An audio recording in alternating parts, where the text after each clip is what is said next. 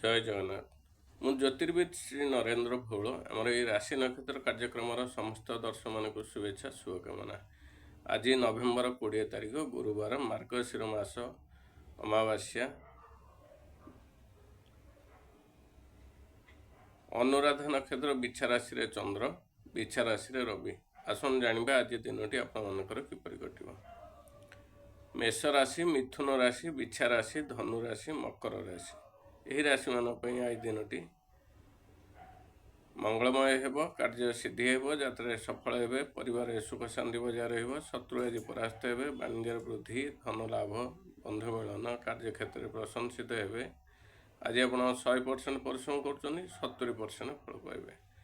ତାପରେ ଆସିବା ବୃଷ ରାଶି, କର୍କଟ ରାଶି, କନ୍ୟା ରାଶି, ତୁଳା ରାଶି, କୁମ୍ଭ ରାଶି। ଏହି ରାଶିମାନଙ୍କ ପାଇଁ କୁମ୍ଭ ରାଶି, ମୀନ ରାଶି, ବୃଷ, କର୍କଟ, କନ୍ୟା, ତୁଳା, କୁମ୍ଭ, ମୀନ, ଏହି ରାଶିମାନଙ୍କ ପାଇଁ ଆଜି ଦିନଟି ଶୁଭ ଅଶୁଭ ଉଭୟ ମିଶ୍ରିତ ଫଳ ଲାଭ ହେବ। କାର୍ଯ୍ୟ ସିଦ୍ଧି ହେବ, ଯାତ୍ରାରେ ସଫଳ ହେବେ, ପରିବାରରେ ଅଶାନ୍ତି, ମନମାଳିନ୍ୟ, କାର୍ଯ୍ୟକ୍ଷେତ୍ରରେ କାର୍ଯ୍ୟଚାପ ବୃଦ୍ଧି ପାଇବ, ଶାରୀରିକ ପୀଡ଼ା ପାଇପାରନ୍ତି, ମାନସିକ ଦୁଶ୍ଚିନ୍ତାରେ ଦିନ କଟିପାରେ। ଆଜି ଆପଣ 100% ପରିଶ୍ରମ କରୁଛନ୍ତି, 50% ଫଳ ପାଇବେ। ଆମର ରାଶି ନକ୍ଷତ୍ର କାର୍ଯ୍ୟକ୍ରମଟି ଏଠି ଶେଷ ହେଲା। ଶେଷରେ କହି ରଖୁଛି, ଆଜି ଆମିଷ ଭୋଜନ କରନ୍ତୁ ନାହିଁ। ଜୟ ଜଗନ୍ନାଥ।